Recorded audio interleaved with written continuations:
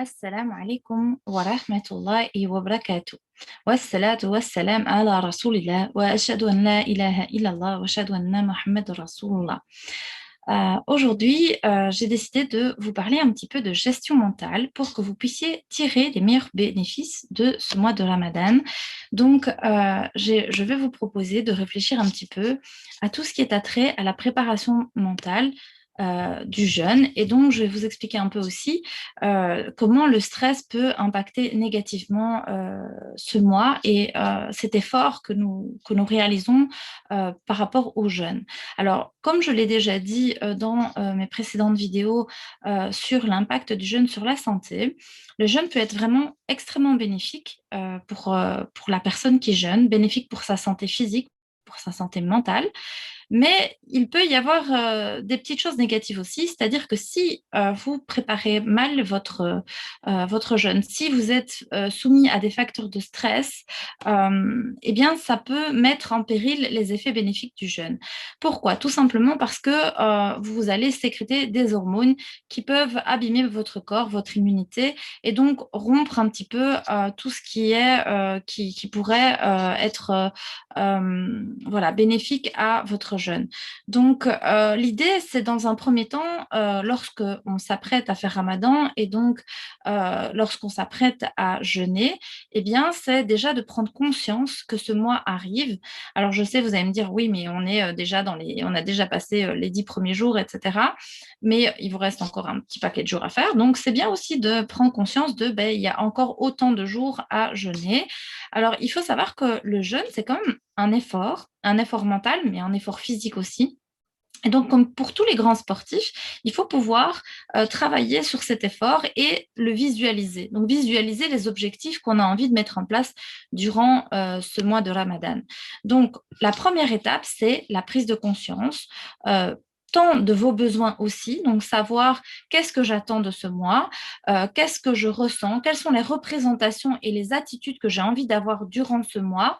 Euh, Souvent, on néglige cette fameuse prise de conscience qui peut justement être effectuée à plusieurs niveaux. Alors, il faut davantage se situer dans l'action pour être acteur plutôt que spectateur de ce mois béni. Donc, en effet, ce qui se passe souvent, c'est que ben, certaines personnes vont être fatiguées ou vont sentir leur corps, leur mouvement beaucoup plus ralenti, en tout cas pour les derniers jours de jeûne plutôt que pour les premiers, comme je l'expliquais dans mes autres vidéos sur la santé.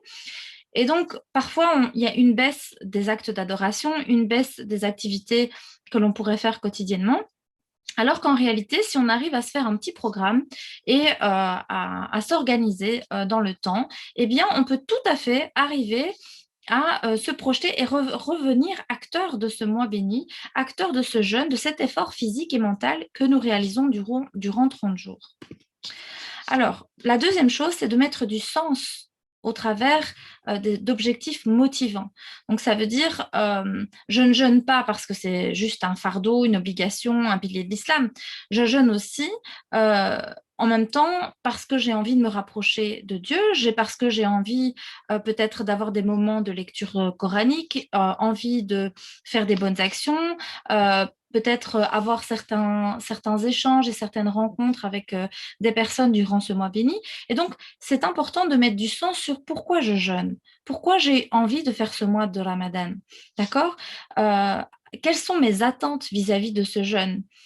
Qu'est-ce que j'ai envie de réaliser pendant ce mois? Donc, c'est bien de se mettre des petits objectifs pour se préparer. Alors, pourquoi je vous dis tout ça? Tout simplement parce que si vous vous préparez mentalement à jeûner, si vous préparez des objectifs, il est plus facile d'atteindre ces objectifs si on y va par étapes.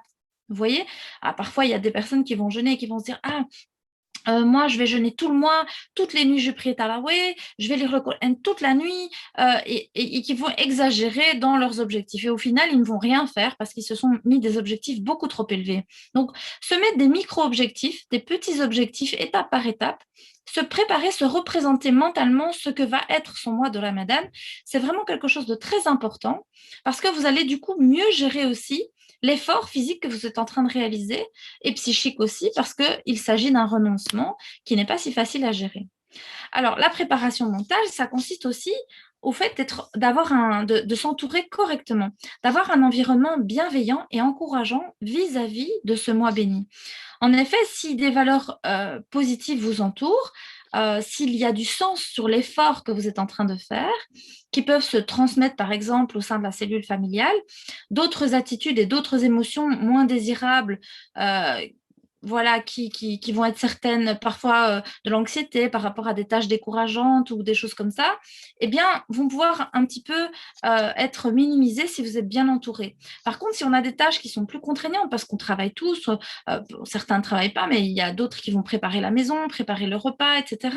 Et donc, on va tous avoir une activité pendant ce mois. Tout ne s'arrête pas pendant le mois de Ramadan. C'est pas parce que nous jeûnons que nous arrêtons complètement toutes nos activités.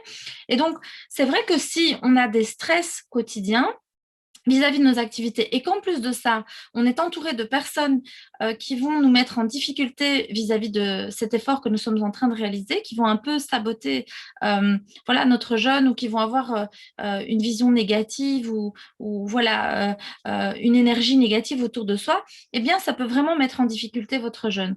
Donc, c'est vraiment important pour qu'il n'y ait pas de frein voilà, aux constructions mentales et à cet effort que l'on fait au niveau corporel, de pouvoir être dans un environnement bienveillant, calme, apaisant.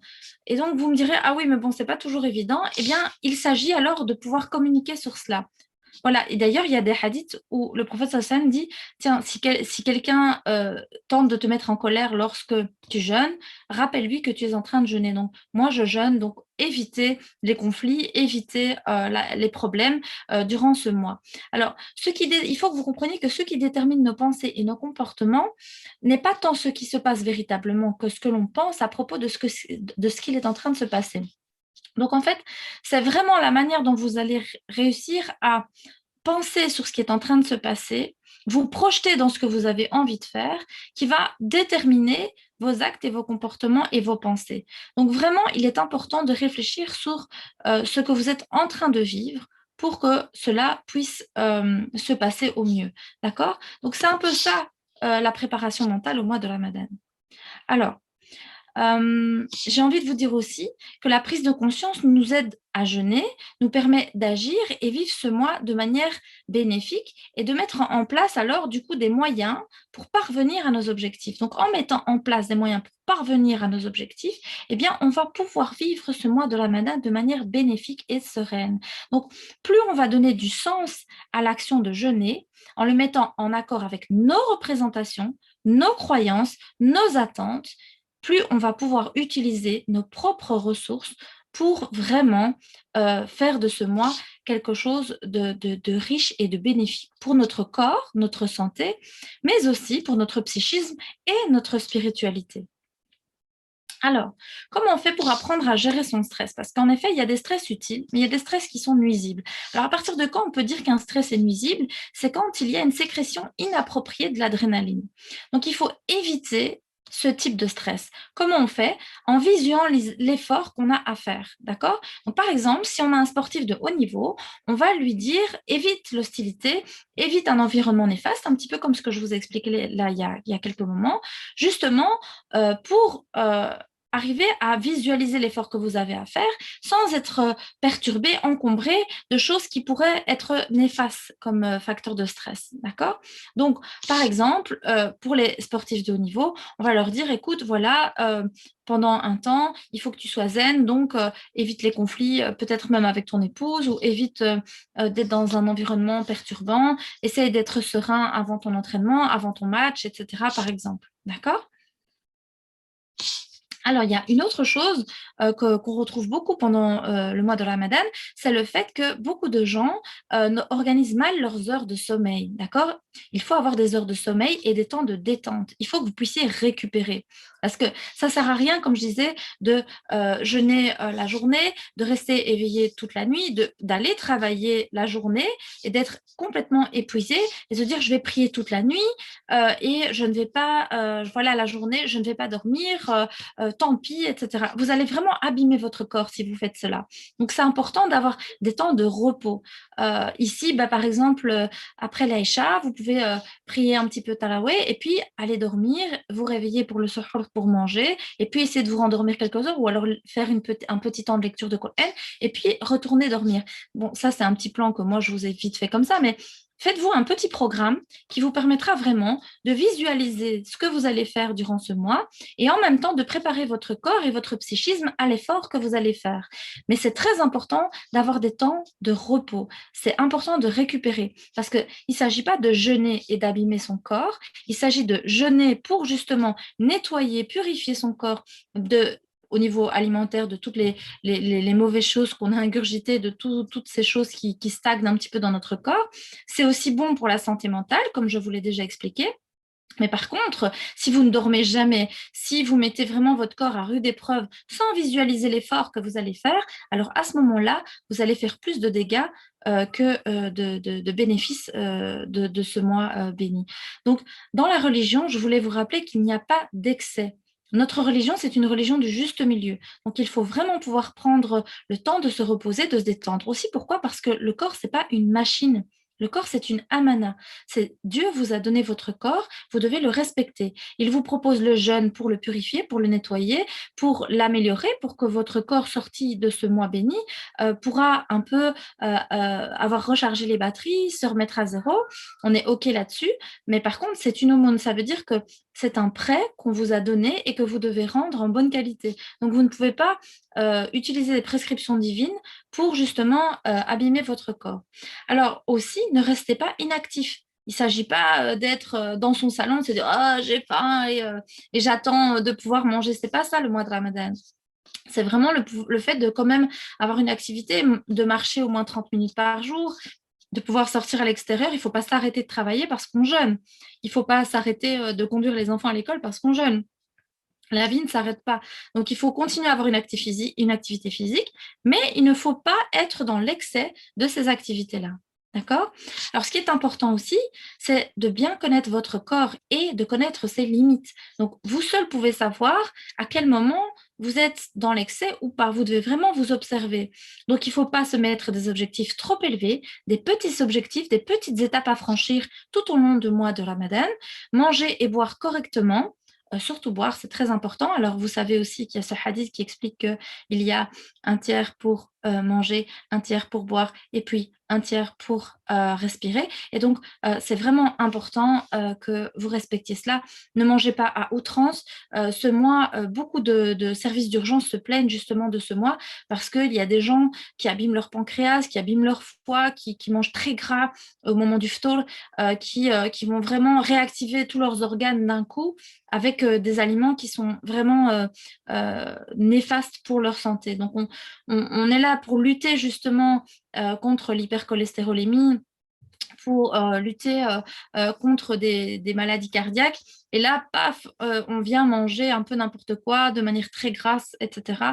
Des gros repas bien riches au moment du ftour, c'est vraiment très mauvais. Donc, c'est très important de manger et boire correctement, mais on va dire dans la sans excès et dans quelque chose d'harmonieux. On n'est pas obligé de prier, genre, on n'est pas obligé de prier tous les jours. Si vous connaissez les capacités. Évidemment que si vous travaillez, que vous avez des horaires compliqués, etc., que ça va vous empêcher de dormir, voilà, essayez de trouver un juste milieu en connaissance de cause, c'est-à-dire en maîtrisant les limites de votre corps, en respectant les besoins de votre corps, d'accord? On n'a pas l'obligation de rester éveillé jour et nuit, d'accord? Il y a un hadith aussi qui dit je jeûne et je mange, je prie et je dors, et celui qui s'éloigne de ma sunna ne fera pas partie de ma communauté. Donc ça, c'est une partie de hadith. L'entièreté du hadith, c'est trois personnes sont venues voir le prophète sallallahu alayhi wa sallam et lui ont dit moi, je jeûne tous les jours, voilà, moi, je prie tout le temps et moi, je reste éveillée toutes les nuits. Eh bien, et le prophète sallallahu alayhi wa sallam a dit voilà, moi, je jeûne et parfois je mange, je prie et parfois je dors et je me marie.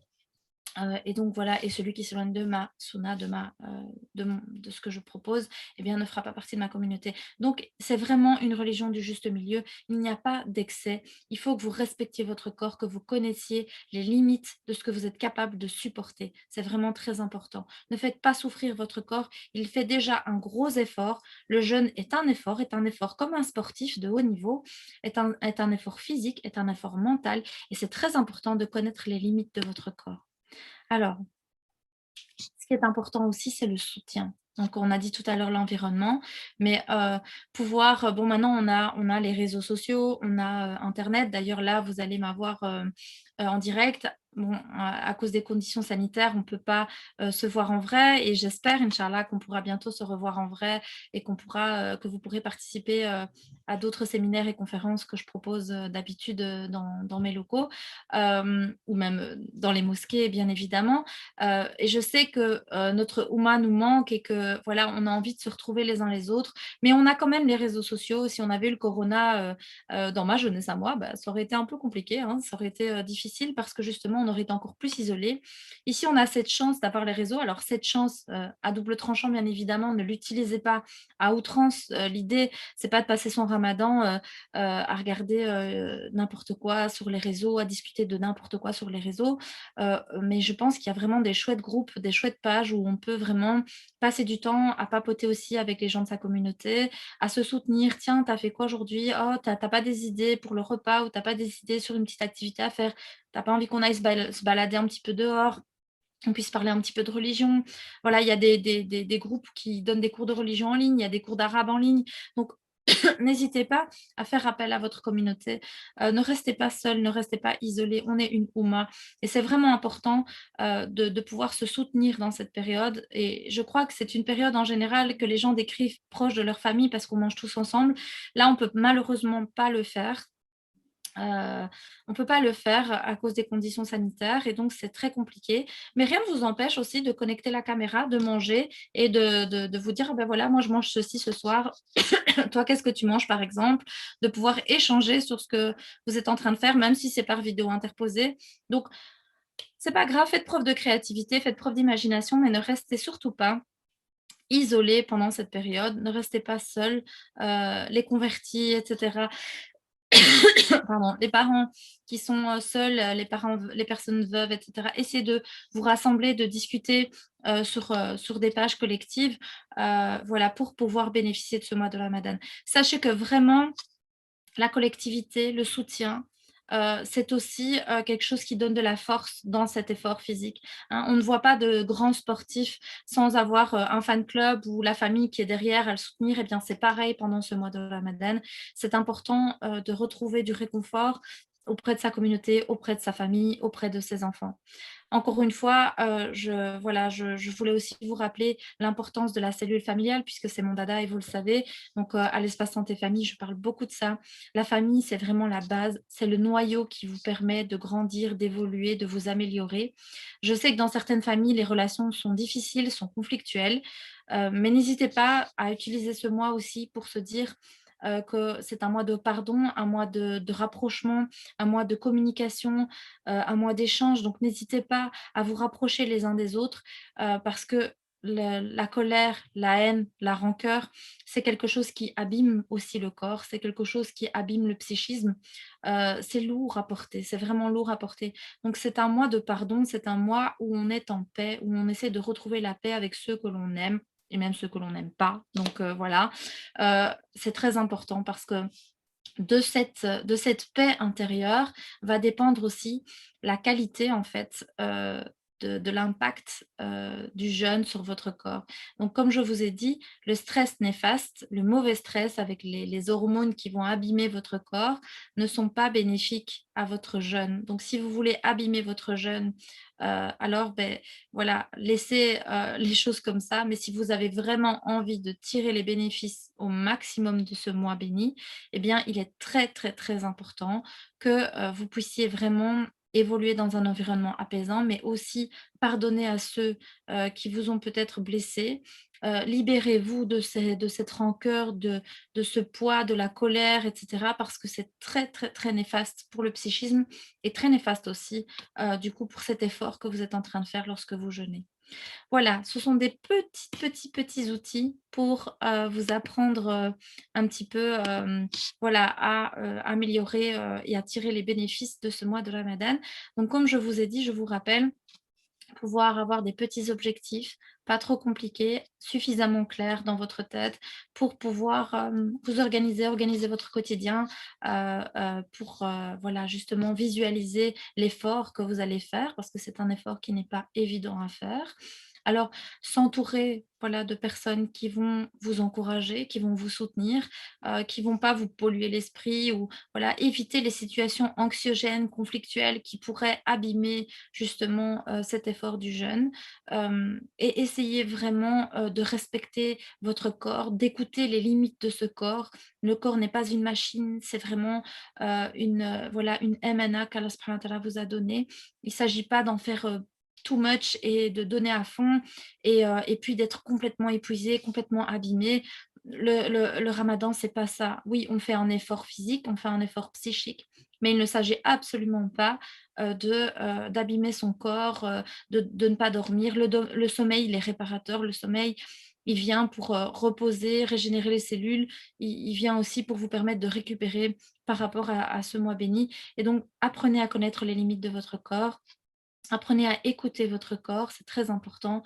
Entourez-vous de gens qui vont vous tirer, vous soutenir. N'hésitez pas à aller sur les réseaux, les pages, religieuses qui pourraient un petit peu vous booster, vous faire un petit programme pendant le mois de Ramadan, vous booster pour, avancer dans voilà, dans votre foi durant ce mois et surtout, trouver la paix parce que c'est très important et j'espère inch'Allah, que vous pourrez, garder cette paix aussi après ce mois béni, inch'Allah bi'idhnillah.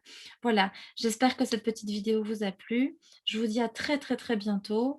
On espère en vrai dans les mosquées, peut-être à l'espace santé famille aussi, sur les réseaux et donc voilà. Assalamu alaikum wa rahmatullahi wa barakatuh. Barakallahu fikum.